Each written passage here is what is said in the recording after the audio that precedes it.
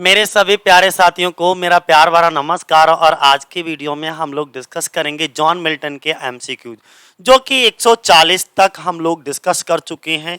140 तक दोस्तों डिस्कस कर चुके हैं। आज की वीडियो में 141 से लेकर के 160 तक, और ये आखिरी वीडियो होगी इनके प्रीवियस ईयर एग्जाम को लेकर के।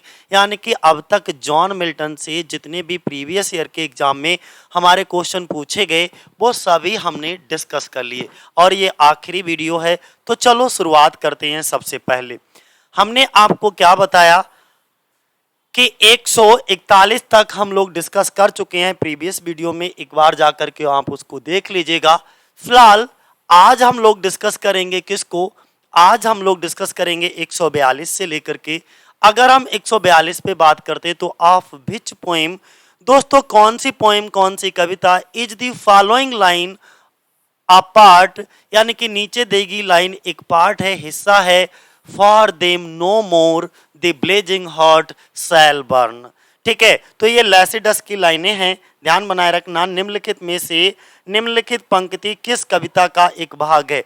निम्नलिखित पंक्ति कौन सी पंक्ति? ए वाली दोस्तों पंक्ति कौन सी कविता का हिस्सा है, कौन सी कविता का एक भाग है? ठीक है, उसके लिए धधकता हुआ दिल अब और नहीं जलेगा। उसके लिए धधकता हुआ दिल अब और नहीं जलेगा। ठीक है, ये लैसिडस की है और ये टीजीटी 2010 में पूछा गया है। तो इसको कम से कम 3 से 4 बार इस लाइन को मन में बोल लीजिएगा कि for them no more the blazing heart shall burn. ये कौन सी है? तो ये लैसिडस की है, लैसिडस। ठीक है, ध्यान बनाए रखना। आगे हम लोग डिस्कस करेंगे लैसिडस के बारे में। हम सब सारी चीजें आपको बताई चुके हैं। ये क्या है? एक पास्टोरल एलिजी है। ठीक है, और ये एडवर्ड किंग की मृत्यु से दुखी होकर के जॉन मिल्टन जी ने लिखा है। इसको लिखा कब है? 1837 में, और इसको पब्लिश कब कराया गया था? 1838 में। ठीक है, तो ये सब चीजें आप ध्यान बनाए रखना। अगला क्वेश्चन आया, ये भी टीजीटी 2010 में दोस्तों पूछा जा चुका है। ये भी टीजीटी 2010 में दोस्तों पूछा जा चुका है कि मिल्टन है तो बिलेटेड एलिजाबेथन पोइट हैं। कौन है मिल्टन? बिलेटेड एलिजाबेथन पोइट कहा जाता है मिल्टन को, बिलेटेड एलिजाबेथन पोइट। ठीक है, जरा एक बार इसके एक्सप्लेनेशन को देख लो। Milton was belated Elizabethan poet. Milton को बिलेटेड एलिजाबेथन पोइट कहा जाता है as his style marked that of Elizabethan reign. और ये एलिजाबेथन एज कब से कब तक चली थी? 1558 से लेकर के 1603 तक। ठीक है, तो ध्यान बनाए रखना ये क्या चला था? एलिजाबेथन। और 1603 में क्वीन एलिजाबेथ की क्या हो जाती है? डेथ हो जाती है, मृत्यु हो जाती है। अगला क्वेश्चन देख लो 144 नंबर पे। 144 नंबर पे who overcome by force. Hath का मतलब पोइट्री में हैज होता है, has overcome but half his foe. Foe means कौन होता है? शत्रु के लिए बोलते हैं। किसको बोलते हैं? शत्रु। ठीक है, तो जो शत्रु होते हैं उसको बोला जाता है, ध्यान बनाए रखिएगा। तो यहाँ पे क्वेश्चन क्या किया गया? आपको क्वेश्चन से मतलब होना चाहिए कि जो बल से जीतता है, यानी कि हु ओवरकम। ओवरकम का मतलब यहाँ पर जीतना होगा। ओवरकम का मतलब दोस्तों यहाँ पर जीतना होगा। हु मीन्स जो, हु मीन्स जो। यहाँ पे कौन या किसने नहीं, जो या जिसने, क्योंकि रिलेटिव प्रोनाउन की तरह इसको यूज करना पड़ेगा। तो यहाँ पे हु का मतलब जो या जिसने, ना कि कौन या किसने। तो हु जो ओवरकम जीतता है बाई फोर्स, बल से, hath overcome but half his foe. उन्होंने सिर्फ एक ही बात कही, जो बल से जीतता है वह अपने आधे दुश्मन पर ऐसे ही काबू पा लेता है। यानी कि है जो ओवरकम काबू पा लेता है, जीत लेता है, बट हाफ हिज फो दुश्मन, आधे दुश्मन पर तो, आधी दुश्मनी पर तो वो ऐसे ही क्या करता है? हवा में जीत हासिल कर लेता है। इसीलिए कहते हैं कि भाई बल से जीत, जो बल से जीतता है वह अपने आधे दुश्मन पर ऐसे ही काबू पा लेता है। तो ये जो पंक्तियां हैं वो पंक्तियां कहां से ली गई? टीजीटी 2010 में पूछा गया है। तो ये पंक्तियां दोस्तों पैराडाइज लॉस्ट से ली गई हैं। कहां से? B option. अगर हम पैराडाइज लॉस्ट की बात करें तो पैराडाइज लॉस्ट को लिखना शुरू करा था 1658 में जॉन मिल्टन जी ने इसको लिखना शुरू करा और लिख करके दोस्तों समाप्त कर दिया इसको। कब कब इसको लिख करके समाप्त कर दिया? 1665 में इसको लिख करके समाप्त कर दिया और 1667 में इसका पहला पब्लिकेशन आया था, फर्स्ट एडिशन आया था पैराडाइज लॉस्ट का। और जब पैराडाइज लॉस्ट का सबसे पहला एडिशन आया था तब इसमें मात्र 10 बुक्स थी। ये ब्लैंक वर्स में इसको लिखा गया है, ध्यान बनाए रखना। और ये इनका एपिक है, एपिक पोएम है, ये भी ध्यान बनाए रखना। टोटल 12। इसके बाद में जब इसका सेकेंड एडिशन आया 1667 में, 74 में, माफ करना, 1674 में जब इनका सेकेंड एडिशन आया, 1674 में जब इसका सेकेंड एडिशन आया तब इसमें टोटल कितनी 12 पुस्तकें थी और पुस्तक नंबर 7 और 10 को क्या किया गया था? डिवाइड किया गया था। ये भी ध्यान बनाए रखना। तो चलो शुरुआत करते हैं आगे। 145 नंबर पे देखो ध्यान से। 145 नंबर पे अगर हम बात करें, who of the following became blind, इनमें से कौन सा राइटर, 4 राइटर आपको दिए गए हैं, चारों राइटर्स में से दोस्तों कौन सा राइटर ऐसा था जो ब्लाइंड था? ब्लाइंड का मतलब अंधा था। तो जॉन मिल्टन थे, विलियम वर्ड्सवर्थ थे या कौन थे? तो सीधी सी बात आप जानते हो, जॉन मिल्टन जी क्या थे? अंधे थे। ये जन्माद्य अंधे नहीं थे, अर्थात ये कब 1652 की अवस्था में इनके दोनों आंखों की रोशनी चली जाती है, ठीक है। और उस समय जॉन मिल्टन की उम्र मात्र 44 वर्ष होती है। कितनी? 44 वर्ष। यानी कि 44 वर्ष की अवस्था में जॉन मिल्टन जी की क्या हो गई? क्या हो गया कि इनके दोनों आंखों की रोशनी चली गई, ठीक है। अगला देखो, नेक्स्ट अगर हम बात करें, इसके एक्सप्लेनेशन को पढ़ो। जॉन मिल्टन बिकेम ब्लाइंड, अंधे हो गए, रोट अ पोएम, और उन्होंने एक पोएम भी अपने अंधेपन पर लिखी, ऑन हिज ब्लाइंडनेस, ठीक है। और ये ऑन हिज ब्लाइंडनेस, ये जो टाइटल है खुद जॉन मिल्टन जी ने नहीं दिया था। अगर ये खुद अपना ये टाइटल देते तो बताओ, ऑन माई ब्लाइंडनेस लिखते, ऑन माई ब्लाइंडनेस लिखते, ठीक है, मेरे अंधे होने पर ब्लाइंडनेस। इस तरीके से अगर वो खुद टाइटल देते तो वो खुद इस तरीके के टाइटल देते, लेकिन यहां पर थर्ड पर्सन का पॉजिटिव एडजेक्टिव यूज किया है, थर्ड पर्सन का, डेट मीन्स हिज। तो इसका मतलब पता लग रहा है ये टाइटल उनके द्वारा नहीं दिया गया। तो ब्रैकेट में लिखा है ये जो टाइटल है गिवन बाय हिज पब्लिशर, जिन्होंने इनकी इस पोएम को पब्लिश किया उनके द्वारा ये टाइटल दिया गया। और ये क्या है? Complete blind. यहाँ पर देखिएगा ही जो है प्रोनाउन यूज हुआ है जॉन मिल्टन के लिए, यानी कि John Milton is complete blind, पूरी तरीके से अंधे हो गए 1652 में, और उस समय इनकी उम्र कितनी थी? 44 साल थी। 46 की बात करें तो पैराडाइज रीगेन्ड, किसकी बात कर रहे हैं भैया हम? Paradise regained by the work of, paradise regained किसका? ये पैराडाइज लॉस्ट का सीक्वल था जो कि 1671 में आया था। और ये वर्क किसका था? ये वर्क किसका है? जॉन मिल्टन का।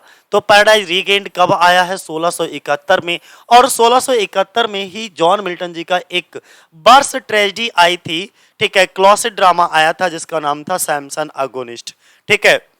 तो ये भी ध्यान बनाए रखना। अच्छा, जो पैराडाइज रीगेन्ड थी इसमें टोटल 4 बुक्स थी, कितनी? 4 बुक्स थी, ये भी ध्यान बनाए रखना। और दूसरी चीज ये ध्यान बनाए रखना, पैराडाइज रीगेन्ड ही एक ऐसा वर्क है जिसको जॉन मिल्टन अपना सबसे प्रिय, सबसे अच्छा वर्क मानते हैं। यानी कि जॉन मिल्टन जी का सबसे फेवरेट वर्क कौन सा था, पसंदीदा? तो वो पैराडाइज रीगेन्ड को मानते हैं। किसको? पैराडाइज रीगेन्ड, ध्यान बनाए रखना। तो पैराडाइज रीगेन्ड एक पोएम है जो कि इंग्लिश पोइट जॉन मिल्टन के द्वारा लिखी गई। और कब? 1671 में। जब 1671 में इसको पब्लिश कराया गया तो लिखा तो जॉन मिल्टन के द्वारा गया, ये भी कहीं नोट डाउन कर लीजिएगा, नोटेड पॉइंट है दोस्तों। लिखा तो जॉन मिल्टन के द्वारा गया था, लेकिन इसको पब्लिश करने वाला पब्लिशर कौन था? जॉन मैकॉक थे। कौन थे? John macaque.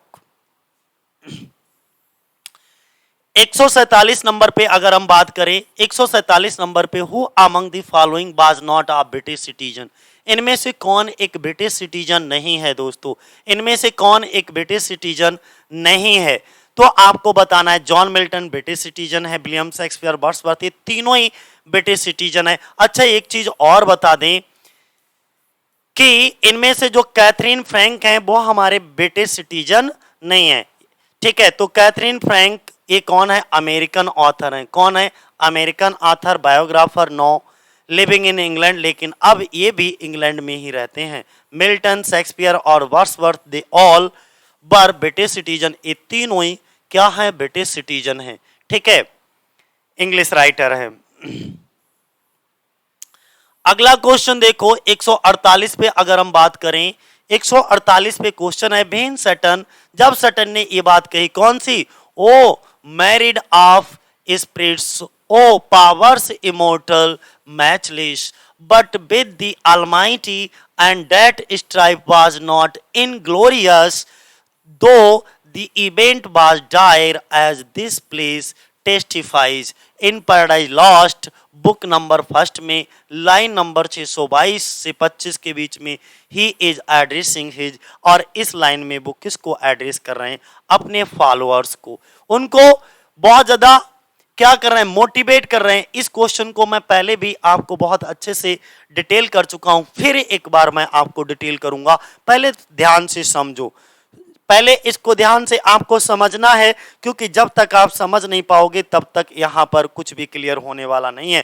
जब सटन कहता है, क्या कहता है? हे असंख्य आत्माओं, मैरिड, मैरिड का मतलब होता है असंख्य, मैरिड का मतलब चाहो तो लिख लो, हे असंख्य स्पिरिट मींस आत्माएं जो उसके सामने खड़ी हुई हैं, उनको पुकारते हुए कहता है कि हे असंख्य आत्माओं, ओ पावर्स इमोर्टल मैचलेस, हे असंख्य आत्माओं, ओ शक्तियां अमर अतुलनीय हैं, तुम्हारे अंदर जो शक्तियां हैं वो अमर हैं, जिनका कोई मैच नहीं है, मैचलेस हैं।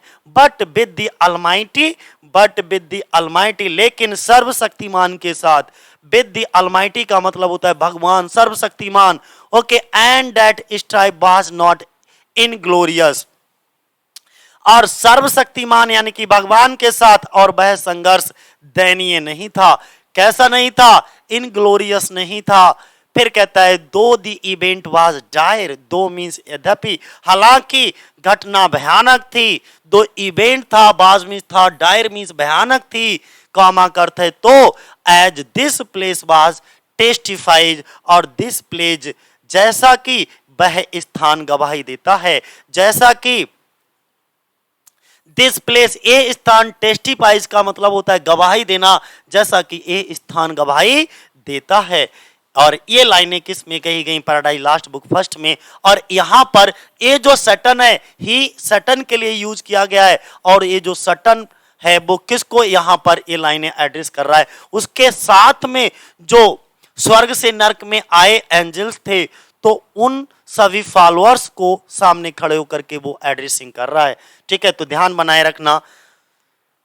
आगे हम लोग डिस्कस करेंगे 149 नंबर पे। 149 की अगर हम बात करें तो what does million,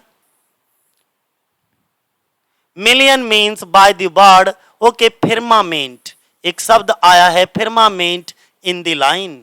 now glowed the firmament with the living sapphires, okay, Hesperus that laid, और ये बुक नंबर 6 लाइन नंबर 605 आप पैराडाइज लॉस्ट, और ये भी झारखंड के पीजीटी 2017 में पूछा जा चुका है, पहले समझ लो।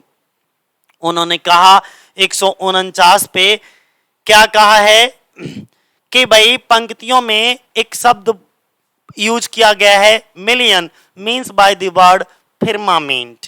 किसको? फिर्मामेंट, यानी कि फिर्मामेंट का मतलब होता है आकाश। स्काई के लिए बोलते हैं आकाश, आकाश को हम फिर्मामेंट कहते हैं, स्काई, डेट मीन्स स्काई। ठीक है, the word firmament in the lines. Now अब ये लाइन पढ़ो बढ़िया करके। उन्होंने कहा अब जीवित नीलम के साथ आकाश में चमकाया। नाउ ग्लोड मीन्स चमक रहा है, नाउ मीन्स अब ग्लोड चमका। दे फिर्मामेंट कहा? आकाश में विद लिविंग सफायर्स, जैसे कोई जीवित सफायर्स नहीं होता है, सफायर एक बहुत ही महंगा कीमती, ठीक है, एक प्रकार का जैसे हीरा नहीं होता है, हीरा से भी कीमती होता है सफायर, जो बहुत चमकदार होता है। ठीक है, हेस्परस डेट लेड, हेस्परस जिसके नेतृत्व हेस्परस जिसने नेतृत्व किया, और इन सब का नेतृत्व करने वाला कौन था? हेस्परस था डेट लीड। और ये बात किसमें? बुक नंबर 4 पैराडाइज लॉस्ट में पूछी गई है। तो क्वेश्चन ये कहा गया यहां पर जो word what does Milton mean by the word firmament? Firmament का तो द वर्ड फिर्मामेंट मीन्स क्या है? इसका मतलब स्काई, आकाश। इसका मतलब दोस्त क्या है? आकाश। Use in this line now glowed the firmament, now glowed the firmament with the living sapphires Hesperus that lead book first. Okay, और लाइन नंबर 605 पैराडाइज लॉस्ट में बोली गई कहानी है। इसके बाद इसका नोट पॉइंट एक बार आप पढ़ सकते हो। यहाँ पर सफायर्स का मतलब क्या है? सफायर्स हेस्परस मीन्स क्या है? Another name of Venus, Venus का दूसरा नाम। वीनस जो कि सुंदरता की देवी कही जाती हैं, इनका दूसरा नाम क्या था? हेस्परस। ठीक है, तो ध्यान बनाए रखना। अगला क्वेश्चन दोस्तों 150 पे, टोटल हमें 161 तक पहुंचना है, 161 तक पहुंचना है, तभी आज का ये जो टारगेट है, टारगेट से मतलब जॉन मिल्टन के जितने भी एमसीक्यूज हैं वो सभी आज की वीडियो में फिनिश। ठीक है, बाकी अब वर्क बाय वर्क हम आपको जैसे पहले कोई वर्क पढ़ाएंगे जॉन मिल्टन का, और इसके बाद आपको उस पे रिलेटेड जितने भी एमसीक्यूज बनेंगे, वन लाइनर बनेंगे, इंपॉर्टेंट लाइन बनेंगी, वो सब एक एक करके हम लोग डिस्कस करते चलेंगे। ठीक है, तो चलो शुरुआत करते हैं इसके 150 पर कि which of the following statement, कौन सा स्टेटमेंट इज ट्रू, सत्य है ऑफ मिल्टन पैराडाइज लॉस्ट, यानी कि जॉन मिल्टन के पैराडाइज लॉस्ट से कौन सा स्टेटमेंट हमारा सत्य है। आप चारों स्टेटमेंट को एक बार को पढ़ोगे और अपने आप में एक आइडिया लग जाएगा कि भैया देखो सभी में English epic English epic English epic दे रखा है, और ये क्या है? Virgilian epic. तो एक तो अपने आप कट गया, इस पर तो आपको जाना ही नहीं है, इस पर तो आपको जाना ही नहीं डी पे। अब बचे आपके पास कितने? 3 ऑप्शन। अब बचे आपके पास कितने? 3 ऑप्शन। तो ध्यान रखना, Paradise Lost is a Protestant Homeric, नहीं नहीं भैया, होमरेक नहीं, प्रोटेस्टेंट होमरेक नहीं, ये भी ऑप्शन कट गया। तो paradise Lost is a Renaissance Protestant, हाँ रेनेसा प्रोटेस्टेंट है, रेनेसा प्रोटेस्टेंट इंग्लिश एपिक है। पैराडाइज लॉस्ट क्या है? पैराडाइज लॉस्ट क्या है? एक रेनेसा प्रोटेस्टेंट इंग्लिश एपिक है, ना कि रोमन कैथोलिक इंग्लिश एपिक, ये भी नहीं है। तो बी ऑप्शन हमारा सही होगा दोस्तों, बी ऑप्शन हमारा सही होगा। जरा इसका एक्सप्लेनेशन पढ़ो और अच्छे से समझ आएगा आपको। मिल्टन्स पैराडाइज लॉस्ट, मिल्टन की paradise Lost is a long narrative poem, एक लॉन्ग नरेटिव पोएम है, told in a serious manner, जिसको सीरियस मैनर में कहा गया है, लिखा गया है। ठीक है, यूजिंग एलिवेटेड लैंग्वेज, और जिसमें एक एलिवेटेड श्रेष्ठ लैंग्वेज का उपयोग किया गया, featuring characters of high position, और इसमें जो कैरेक्टर्स रखे गए वो हाई पोजीशन के, ठीक है, बहुत ही श्रेष्ठ कैरेक्टर्स का चुनाव किया गया। और वैसे भी एपिक जैसे रामायण महाभारत, इसके जो कैरेक्टर्स होते हैं भगवान की उपाधि जैसे होते हैं, जैसे राम, रामायण में देखो राम, रावण, दशरथ, इनके कैरेक्टर देखो कितने हाई क्वालिटी के होते हैं। ठीक है, और इसके बाद में महाभारत के आप कैरेक्टर देख लो, ठीक, तो आपको खुद ही पता लग जाएगा, एक आइडिया लग जाएगा कि यार ये जो एपिक होते हैं वो किस तरीके के होते हैं, उनमें कैरेक्टराइजेशन कैसा होता है, उनकी लैंग्वेज कैसे होती है, उनका जो स्टाइल होता है वो किस तरीके का रखा जाता है, तब आपको एपिक भी अच्छे से समझ आने लगेगा। हाइपो 10 मीन्स इस प्रकार Paradise Lost is a Renaissance Protestant English epic. भाई ये कहीं पर भी लिख लो, चाहे तो 2-3 बार रिपीट कर लो, बोल लो कि ये जो पैराडाइज लॉस्ट है वो Renaissance is a Renaissance Protestant English epic है, रेनेसा प्रोटेस्टेंट इंग्लिश एपिक है। ठीक है, 151 पे अगर हम बात करें book number first of Paradise Lost, Milton in book, यानी कि जो बुक नंबर 1 है पैराडाइज लॉस्ट की, उसमें जो जॉन मिल्टन है वो इन्वोक करते हैं, इन्वोक का मतलब आह्वान करते हैं, और किसका आह्वान करते हैं? दी हेवनली म्यूज का। ठीक है, और उस हेवनली म्यूज का नाम होता है दोस्तों Urania, she is the muse of, और एक काय की म्यूज दिखाई जाती है। तो एस्ट्रोनॉमी, काय की एस्ट्रोनॉमी, ध्यान बनाए रखना, काय की म्यूज होती हैं एस्ट्रोनॉमी की। एस्ट्रोनॉमी होता क्या है, कोई बताएगा? एस्ट्रोनॉमी क्या होता है? खगोल शास्त्र। क्या बोलते हैं? खगोल, खगोल शास्त्र, खगोल शास्त्र। एस्ट्रोनॉमी क्या होता है? खगोल शास्त्र। ठीक है, ध्यान बनाए रखना, एस्ट्रोनॉमी क्या होता है? खगोल शास्त्र। तो muse of astronomy, she is the muse of astronomy. D option हमारा क्या होगा? सही होगा। फिर नेक्स्ट देखो, in the book first Paradise Lost Milton invoke करते हैं दी हेवनली म्यूसिस। जो हेवनली म्यूस होती हैं यूरेनिया, और she is the muses of astronomy. और जो यूरेनिया है वो म्यूस दिखाई जाती है किसकी? एस्ट्रोनॉमी की जो है म्यूस देवी दिखाई जाती हैं। अगला 152 नंबर पे, मिल्टन हैज कंपोज्ड, मिल्टन ने रचना की the magnificent epic of Paradise lost in. जो मैग्निफिसेंट एपिक है, शानदार एपिक है, मिल्टन ने पैराडाइज लॉस्ट के शानदार महाकाव्य की रचना की। मैग्निफिसेंट का मतलब लिख सकते हो शानदार। तो शानदार एपिक यानी कि महाकाव्य की रचना की, और उस महाकाव्य का नाम था पैराडाइज लॉस्ट इन। कौन से? तो भाई कौन सा है? फ्री वर्स तो नहीं है, rhymed verse, rhymed verse, rhymed verse है कि नहीं है? देखो भाई ये भी नहीं है।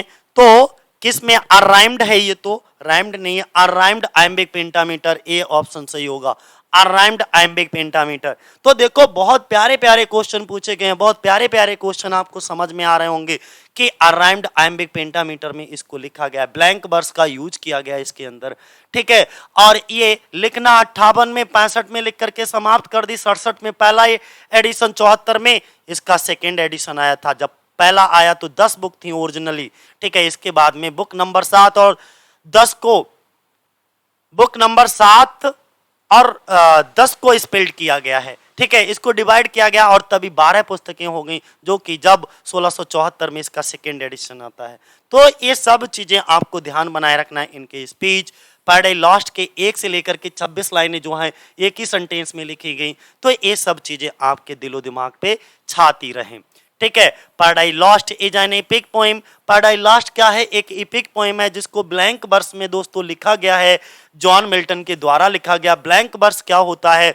देखो ब्लैंक वर्स क्या, अब उन्होंने वहां पर जो ऑप्शन दिया था वो बात वही थी। ब्लैंक वर्स होता है अनराइम्ड आइम्बिक पेंटामीटर, ये बात मैं बताने को भूल गया। ब्लैंक वर्स की डेफिनेशन ही होती है अनराइम्ड आइम्बिक पेंटामीटर।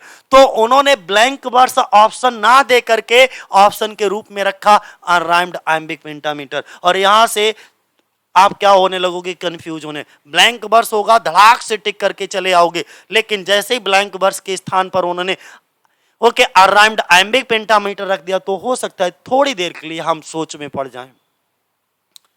तो भाई ब्लैंक वर्स होती है अनराइम्ड आइम्बिक पेंटामीटर। अनराइम्ड का ही मतलब होता है जिसमें मीटर का यूज किया गया हो, राइमिंग का यूज ना किया गया हो। एक बार 153 पे the fall of Saturn, Saturn का जो पतन होता है एज डिपिक्टेड, डिपिक्ट किया गया in book number first of Paradise lost. Paradise Lost के लास्टेड फॉर कितने दिनों में?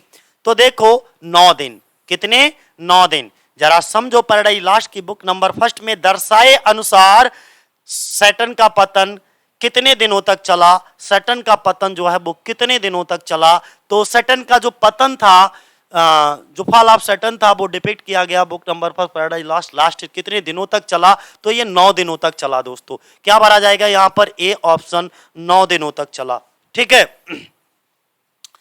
पढ़ो जरा, पढ़ो इसका एक्सप्लेनेशन पढ़ो, एक्सप्लेनेशन पढ़ो। Paradise Lost is a secondary epic, Paradise Lost secondary epic है in blank verse, blank verse में। और एक चीज ये ध्यान बनाए रखना, एक ऐसा एपिक है सेकेंडरी एपिक है, ये भी ध्यान बनाए रखना। ठीक है, ब्लैंक वर्स में लिखा गया अनराइम्ड आइम्बिक पेंटामीटर में ये लिखा गया है। It is divided into 12 books, ये 12 बुक्स में जो है डिवाइड किया गया है। द फॉल ऑफ सैटर्न, जो फॉल ऑफ सैटर्न है एज डिपिक्टेड, जिसको दर्शाया गया इन बुक नंबर फर्स्ट में ऑफ पैराडाइज लॉस्ट के, लास्टेड फॉर 9 डेज। कितने दिनों तक ये चला? 9 दिनों तक। Satan falls from the heavenly spheres, okay, plunging, लटका रहा। प्लंगिंग का मतलब होता है लटका रहा, through the nightmarish limbo for 9 days and landing the depth of the hell. जरा प्यार से समझो इसको कि एक तो ये ध्यान बनाए रखना, पैराडाइज लॉस्ट बुक फर्स्ट में बने तो जो सैटर्न है, सैटर्न का पतन 9 दिनों तक चला। सैटर्न 9 दिनों के लिए दुष्प्रम अधोलोक से गिरते हुए नरक की गहराई में उतरते हुए स्वर्गीय क्षेत्रों में गिरता है। तो वहां के जो डेप्थ ऑफ द हेल में जाकर के ये लैंड कर जाता है। ठीक है, तो ये आप ध्यान बनाए रखना। अगला ये LT 2018 में पूछा गया भैया, LT 2018 में पूछा गया है the opening line of Paradise Lost are a good example of.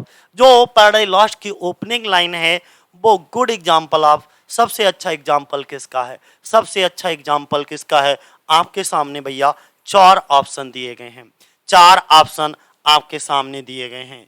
ठीक है, गुड एग्जाम्पल ऑफ किसका गुड एग्जाम्पल है भाई? किसका गुड एग्जाम्पल है? तो ध्यान रखना मिल्टॉनिक इन्वर्सन का, मिल्टॉनिक इन्वर्सन का। जब आप पैराडाइज लॉस्ट की पहली ओपनिंग लाइन पढ़ोगे ना तो सबसे good example of Miltonic inversion का, मिल्टॉनिक इन्वर्सन का, मिल्टॉनिक इन्वर्सन का।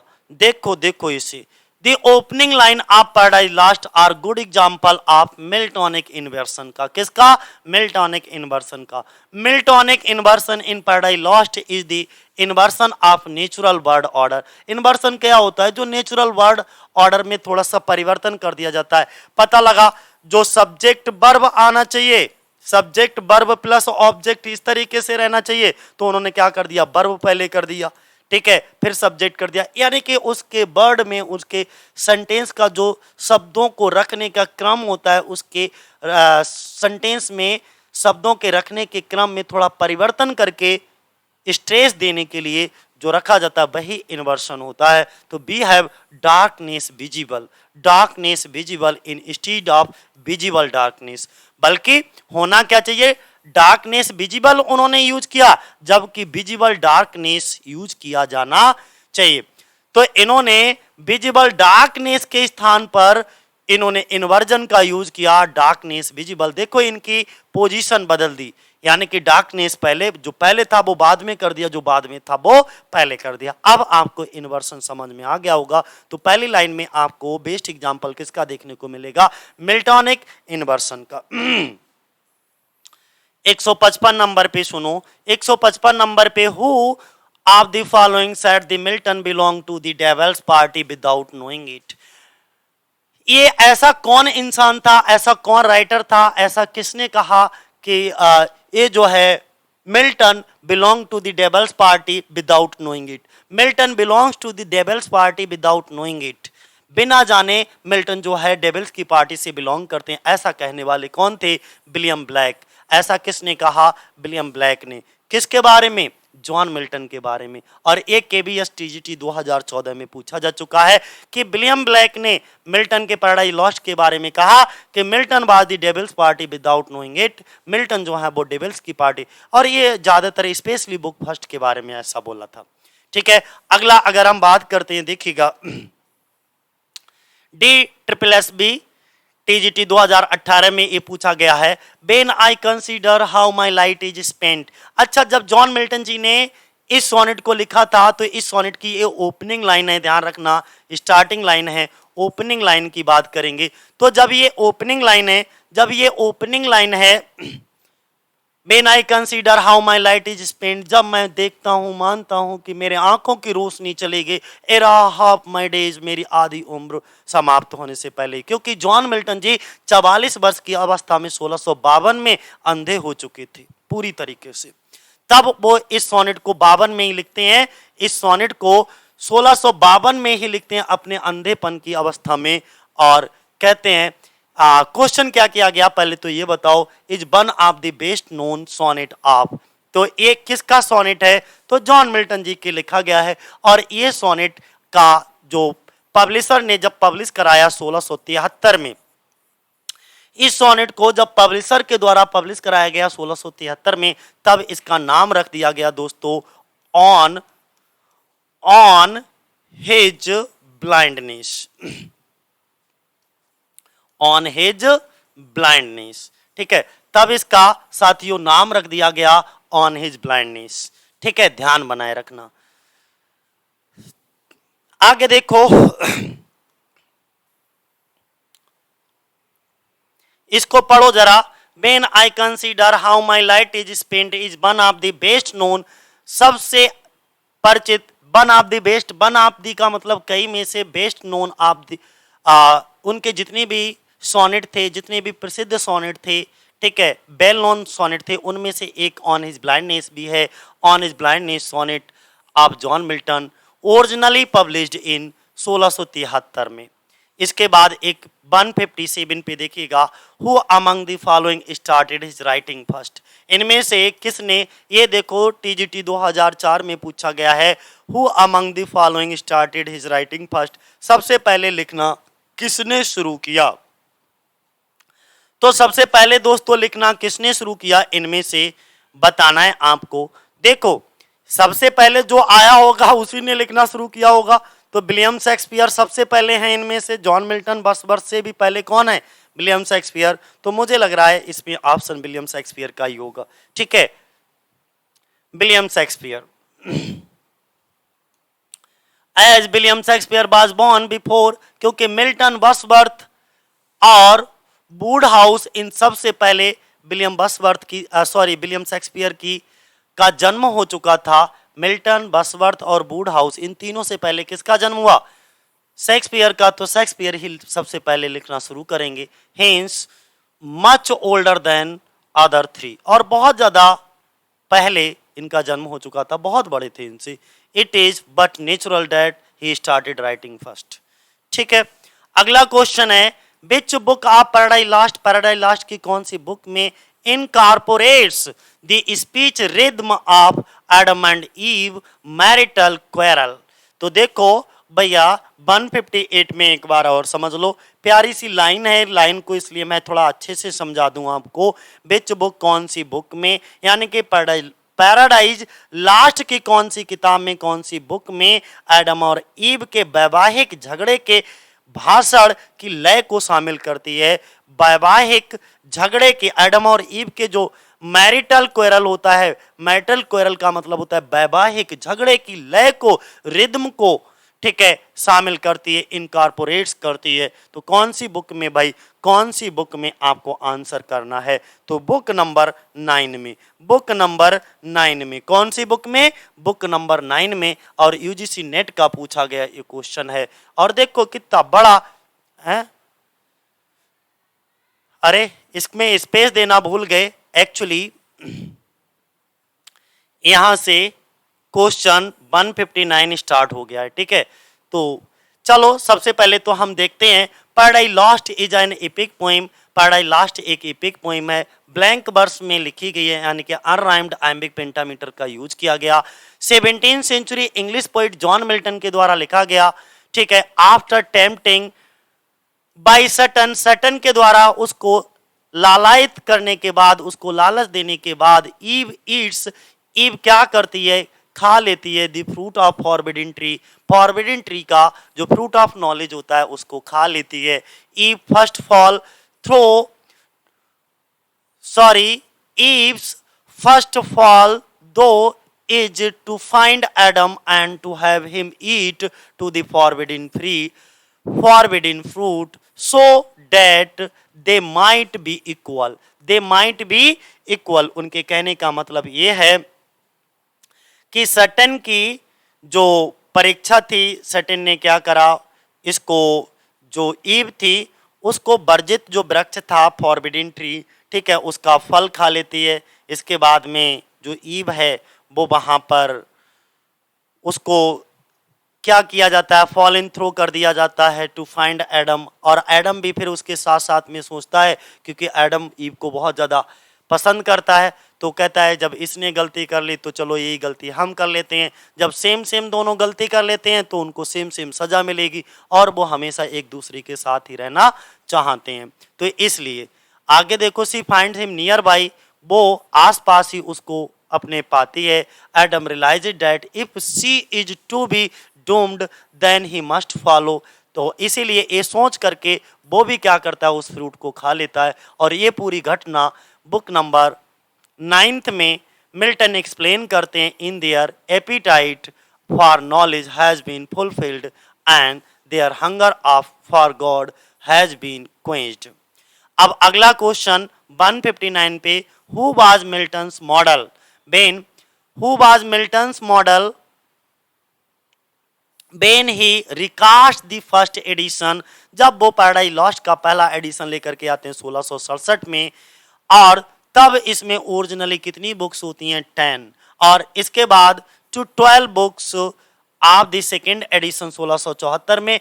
अब जब उसी पैराडाइज लॉस्ट का सेकेंड एडिशन लॉन्च होता है तब उसमें टोटल कितनी बुक होती हैं, किसकी पुस्तक कितनी होती हैं, 12 पुस्तकें होती हैं। इनमें से उन्होंने किसके मॉडल को अपनाया, ये पूछा गया, यानी कि उन्होंने किसके इपिक को देख लिया था, पढ़ लिया था, समझ लिया था, ठीक है। और जब उन्होंने उनके उस व्यक्ति के उस इपिक को पढ़ा तो उसमें 12 बुक्स थी, तो इन्होंने अपने दिमाग में सोचा यार मेरे इपिक में जो 10 हैं उसमें भी 12 बुक्स होना चाहिए, इसीलिए ये बुक नंबर 7 और बुक नंबर 10 को क्या करते हैं, स्प्लिट कर देते हैं, डिवाइड कर देते हैं, और इस तरीके से अपनी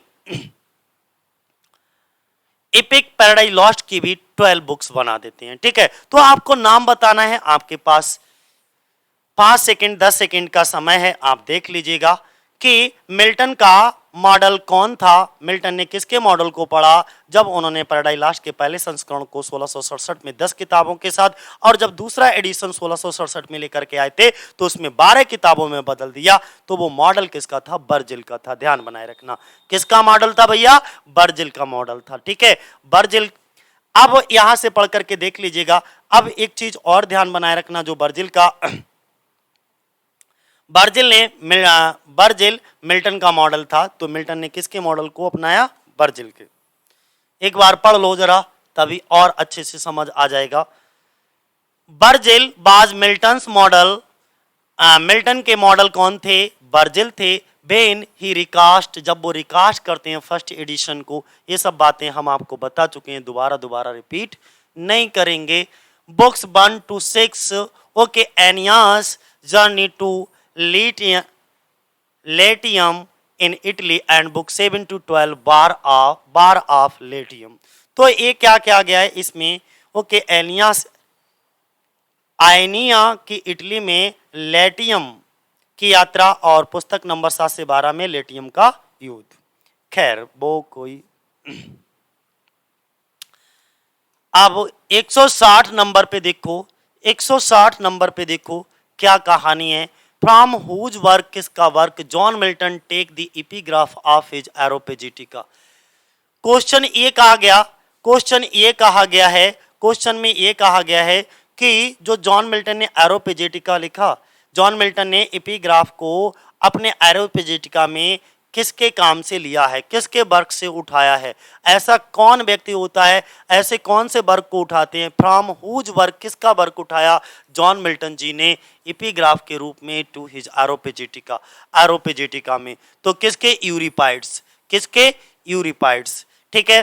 तो फ्रॉम यूरिपाइड्स वर्क, यूरिपाइड के वर्क से, रचनाओं से मिल्टन ने टुक लिया, एपिग्राफ लिया टू हिज एरोपेजिटिका, अपनी एरोपेजिटिका के लिए।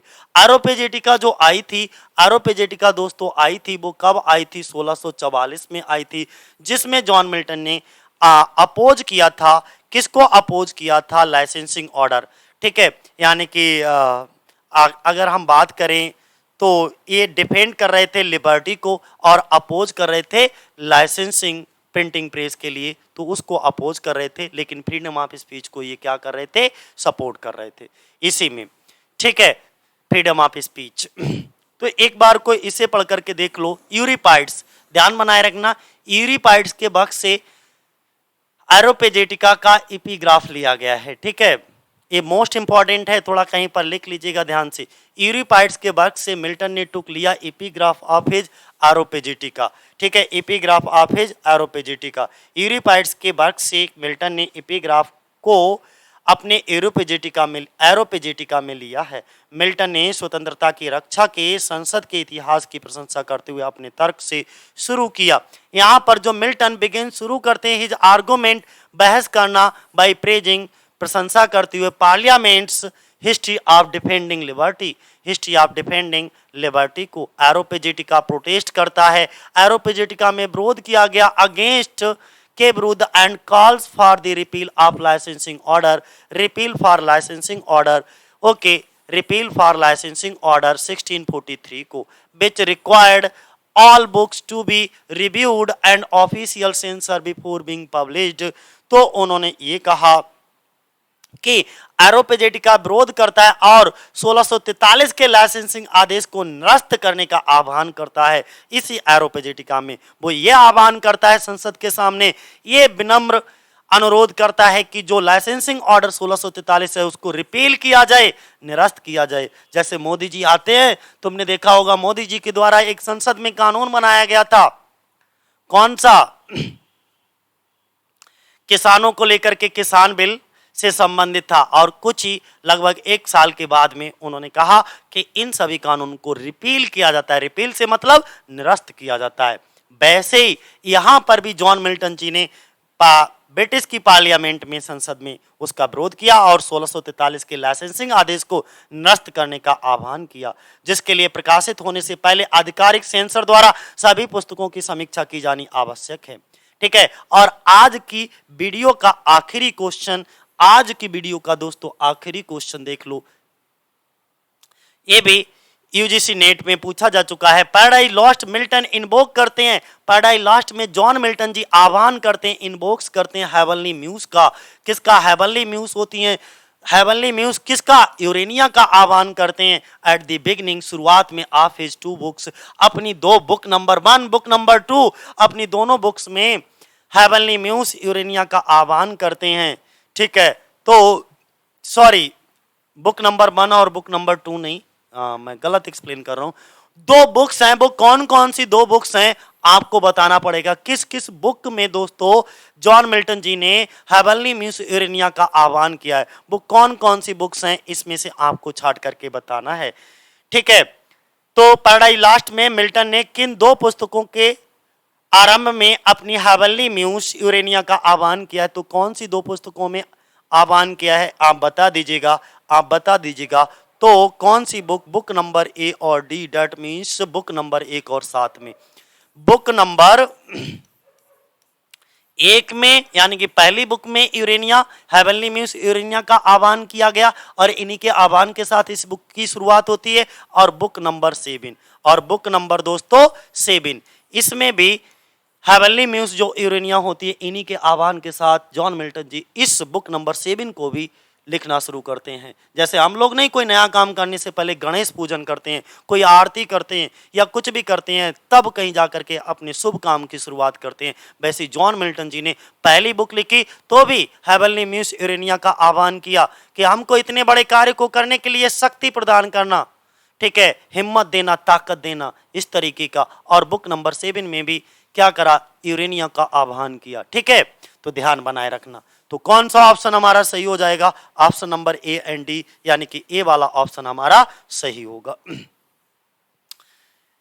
एक बार को पढ़ करके देख लो, एक बार को इसके एक्सप्लेनेशन को पढ़ करके देख लो, आपको समझ आ जाएगा कि paradise Lost is an epic. Paradise lost क्या है, एक एपिक पोएम है और ब्लैंक वर्स में इसको लिखा गया है। 17th century English poet John Milton के द्वारा लिखा गया। जॉन मिल्टन 17th सेंचुरी से बिलोंग करते थे, ये भी क्वेश्चन ध्यान बनाए रखना। इन दिस एपिक, इस एपिक में जॉन मिल्टन इन्वोक करते हैं हेवनली म्यूज यूरेनिया का in the beginning of book number 1 और बुक नंबर 7 में, बुक नंबर 1 और बुक नंबर 7 में हेवनली म्यूज यूरेनिया का आह्वान करते हैं। तो देखो, आज जॉन मिल्टन के सारे वर्क हमारे समाप्त हो गए। आज जॉन मिल्टन जी के सारे वर्क दोस्तों समाप्त हो गए। ठीक, वर्क से मतलब प्रीवियस ईयर के जो हमारे एमसीक्यूज थे वो सभी समाप्त हो गए। ठीक है, तो इतने से भी आपको बहुत कुछ, अगर 1 से लेकर के टोटल 160 तक के विद एक्सप्लेनेशन अगर आप ये एमसीक्यू देख लोगे तो कई सारे क्वेश्चन, और मुझे नहीं लगता यार इससे कहीं बाहर आता है। फिर भी हम लोग इनके जितने भी इम्पोर्टेंट वर्क हैं उन सभी इम्पोर्टेंट वर्क को भी बहुत ध्यानपूर्वक पढ़ लेंगे। ठीक है, उनकी इम्पोर्टेंट लाइंस को पढ़ लेंगे, इसके बाद उन पर आधारित अलग से एक एक सेपरेट वर्क्स पर आधारित जो है सारे एमसीक्यूज को भी कर लेंगे, जैसे कि कहीं से भी कुछ भी क्वेश्चन पूछा जाए हमारे टीजीटी के एग्जाम में मिल्टन से कुछ भी बचने ना पाए। ठीक है साथियों, तो आज के लिए इतना ही। जय हिंद, जय भारत।